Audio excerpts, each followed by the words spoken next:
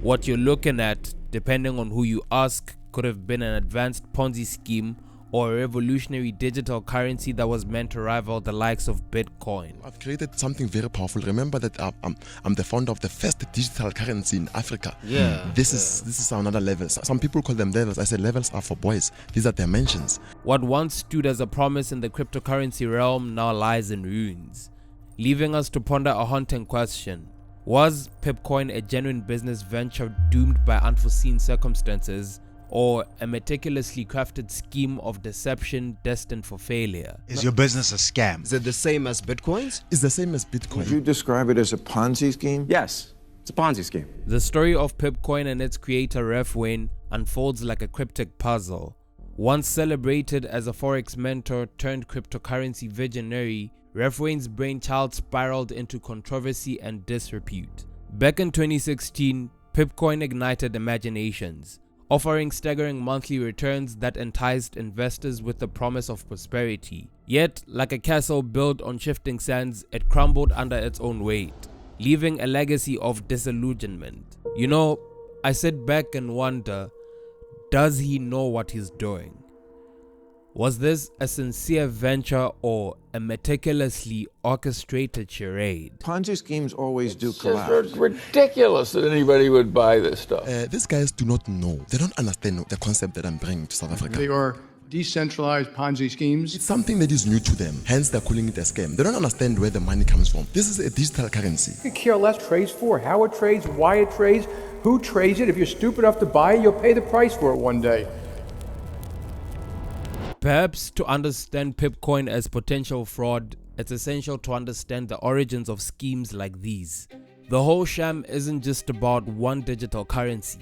It's about a pattern of deception that has lasted throughout history. A Ponzi scheme named after the Italian entrepreneur Charles Ponzi is a web of deceit that entices investors with promises of high returns. It's a financial house of cards, built on the belief that profits are generated from legitimate ventures. Yet in reality, the funds from new investors are funneled to pay off earlier ones. It's like trying to fill a leaky bucket with more water, hoping it won't run dry. Now, Ponzi schemes aren't a new phenomenon. In fact, they've been around for quite a while. Back in the late 1800s, individuals like Adele Spitzer in Germany and Sarah Howe in the US ran their versions of Ponzi schemes, targeting unsuspecting investors with irresistible offers. Howe, for instance, promised an 8% monthly interest rate to her female clientele, only to pocket their hard-earned money. The most infamous Ponzi scheme, of course, was orchestrated by Charles Ponzi himself in the 1920s. Initially, Ponzi claimed to capitalize on international postal reply coupons, a seemingly legitimate arbitrage opportunity. However, he swiftly diverted new investors' money to pay off earlier ones, a classic hallmark of a Ponzi scheme. But let's not be too quick to pin it all on Ponzi. Sarah Howe's Ladies Deposit, which operated in Boston in 1879, had already set the stage for such deceptive practices. Howe's promises were just. Journalists unraveled the scheme, revealing the truth behind the enticing facade. What's interesting to note is the common thread among Ponzi schemes. They thrive on the allure of extraordinary returns, often shrouded in complex investment jargon. People are drawn in by the promise of easy money, a temptation as old as time itself. Now, fast forward to the 21st century, we encounter the notorious Bernie Madoff. His scheme, valued at a staggering $64.8 billion, remains the largest Ponzi scheme in history. Madoff, once a respected figure in the financial world, lured investors with the illusion of high returns. Behind closed doors, he operated a scheme that would eventually crumble under its own weight. Before we delve into Refwayne and his Pipcoin scam, it's crucial to understand where all this began. At the forefront of cryptocurrencies stands Bitcoin, a decentralized digital currency that emerged in 2009. Satoshi Nakamoto, a pseudonymous visionary or visionaries, unveiled this revolutionary concept in the midst of the 2007 to 2008 financial crisis. Nakamoto's white paper described Bitcoin as a purely peer-to-peer version of electronic cash, capturing imaginations worldwide. It wasn't just an alternative to fiat currency, It was the birth of a new era. Bitcoin's true innovation, however, lay in its underlying technology, the blockchain. Think of it like this. Blockchain is to Bitcoin what the internet is to email. It's a colossal electronic system upon which a multitude of applications can be built. Blockchain operates as a decentralized distributed ledger, ensuring the verification of individual transactions. Once a transaction is recorded, retroactive alterations become nearly impossible. This infallibility is one reason why blockchain technology has garnered attention across various industries. Now, let's touch upon one of the key virtues of cryptocurrencies: decentralization. Traditional banking systems are centralized, governed by entities like governments or financial institutions. Cryptocurrency, on the other hand, operates in a decentralized fashion. It's not governed by a single authority, which bolsters security. Transactions are recorded on a decentralized ledger called a blockchain, maintained by a network of users. This makes hacking and unauthorized alterations exceedingly difficult. All this innovation sounds great, right?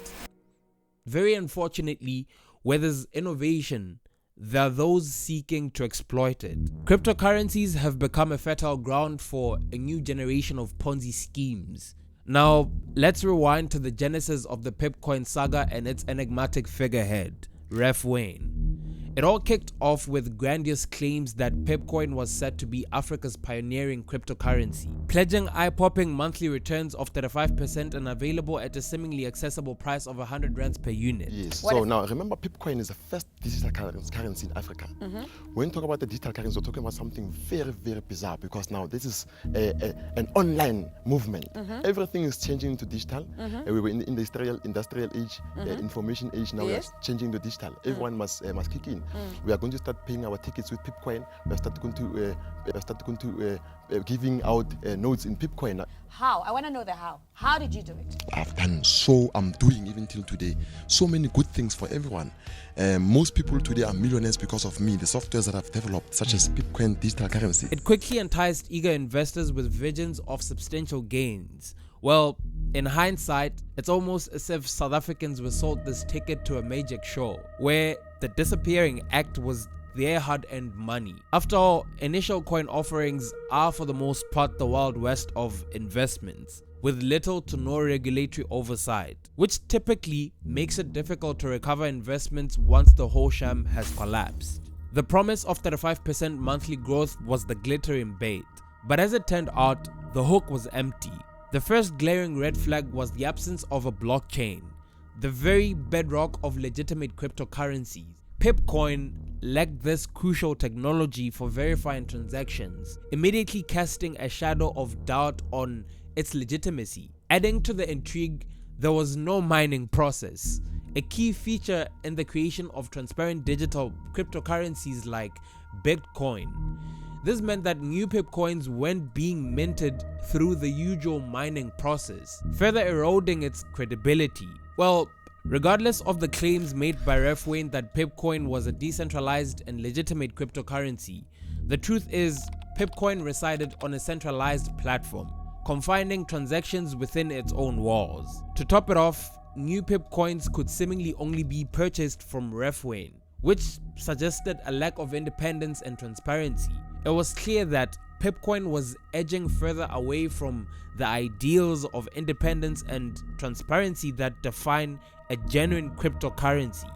In the midst of the Pipcoin storm, its architects unveiled a new project, Pipchain, billed as a blockchain explorer. However, upon closer inspection, it was evident that Pipchain was no pioneer. It was a mere copycat, echoing established explorers like blockchain.info. The absence of authentic blockchain tech only deepened the mystery surrounding Pipcoin's authenticity. Yet again, Refwayne's involvement with Pipcoin wasn't his inaugural dance in the financial world. Prior to this, he'd founded the African Forex Institute, aiming to educate individuals in the art of forex trading. At the time, Wayne commanded media attention as South Africa's youngest self-made billionaire through forex trading. This newfound status allowed him to embark on nationwide tours, promising to mint more millionaires overnight. When I say guys, you say yes. I say guys, you say yes. When I say guys, you say yes. How? I want to know the how. How did you do it? I teach people in 3 days. In 3 days? Yeah, that's why they call me a genius. They call you a genius. Yes. Let's be real, all these courses and books feature content blatantly lifted from free online forex resources. I mean, it's nothing new.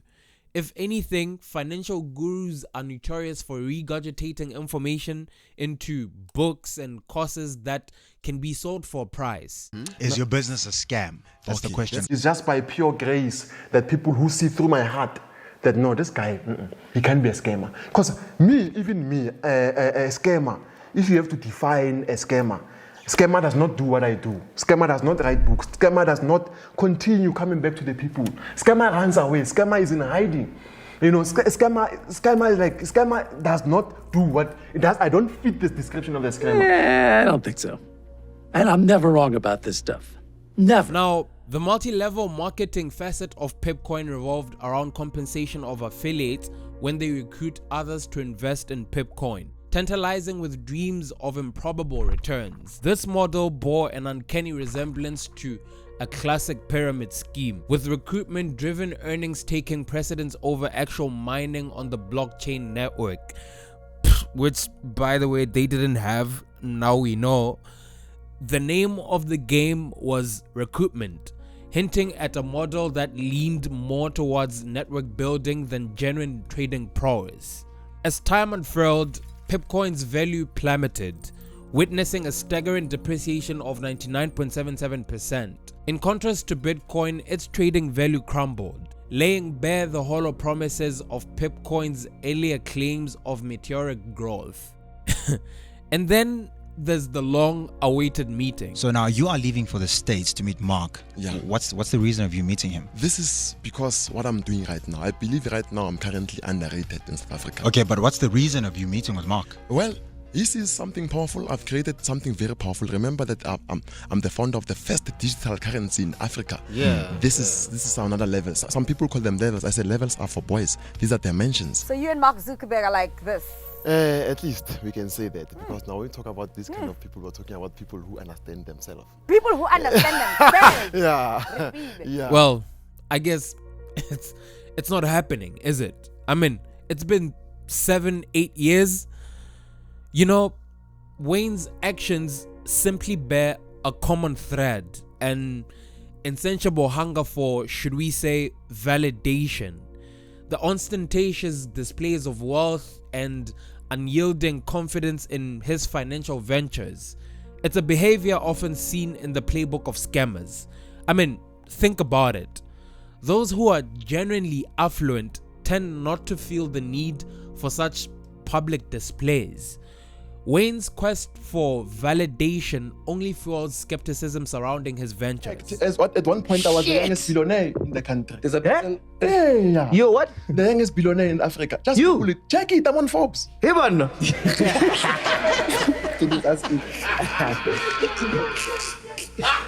one is this? Hey, check Forbes. Go to Forbes. No, let's go to Forbes. But then you sit and wonder, how could people be so gullible? How do you even invest your hard-earned cash into a cryptocurrency when the founder can barely even describe what a cryptocurrency is? In the world of cryptocurrency, the line between promise and peril can be dangerously thin. The landscape of crypto-ponzi schemes presents a confluence of factors that make these schemes alarmingly attractive to many, especially in South Africa. Take financial literacy, for instance, or rather the lack of thereof. It's a pervasive issue not just in South Africa, but globally. In an era where digital currencies and blockchain technology dominate headlines, the average person may find themselves lost in a sea of complex jargon and intricate processes. This lack of understanding creates fertile ground for scammers who exploit the confusion for their own gain. Ponzi schemes have evolved into stealthier forms, shrouded in the language of blockchain and crypto mining. Even the savviest among us can be ensnared when confronted with this technological maze. Then there's the ever-potent fear of missing out, or should I say FOMO, as it is commonly known. Individuals may be driven to take risks they may not have otherwise considered. In the context of cryptocurrencies, where rapid gains are tantalizingly dangled before eager investors, the fear of missing out on the next big thing can be a powerful motivator. This fear can blind us to red flags and critical thinking, leaving us vulnerable to the siren call of Ponzi schemes. But all this could have been avoided somehow. I'm like, why is SABC even airing this in the first place, right? The state and quality of financial reporting and journalism in South Africa leaves much to be desired. Pipcoin's meteoric rise, for instance, garnered significant media attention despite its dubious nature. One might wonder, if the journalists had delved a little deeper, would the narrative have been different? Unfortunately, there's this rush for sensationalism that often takes precedence over thorough investigation. In a world where headlines dominate, critical analysis can take a back seat, leaving the public at the mercy of incomplete information. Well, the truth, on the other hand, is that the majority of South Africans are very much financially illiterate.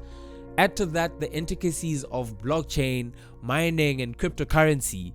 All these are foreign concepts to a significant portion of the population. This knowledge gap becomes a breeding ground for exploitation. Ponzi schemes, once glaringly obvious, now lurk behind layers of technicality. They prey on our limited understanding, using our ignorance as a shield. Consider this: Ponzi schemes have come a long way. From the days of Charles Ponzi and Bernie Madoff, they've evolved and adapted to the times, morphing into forms that are harder to spot. They hide behind innovation, leveraging the allure of new technologies. Well, I mean, at the end of the day, there's an old saying in Tennessee, I know it's in Texas, probably in Tennessee, that says, "Fool me once, shame on you. If fool me, we can't get fooled again." just don't fall for these scammers.